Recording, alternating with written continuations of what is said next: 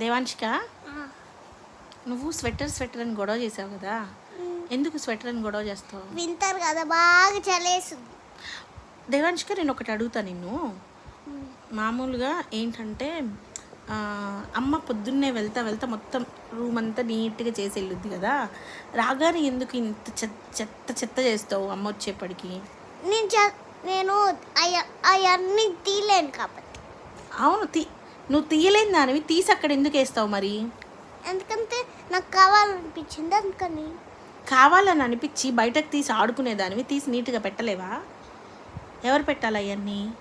అమ్మ. ఎందుకు పెట్టాలి? అమ్మే కదా క్లీన్ చేసేది. అమ్మే కదా. ఆంటీ అక్క ఆబ్సెంట్ అయితే నువ్వే కదా చేసేది. అమ్మ ఏమైనా సర్వెంటా నీకు?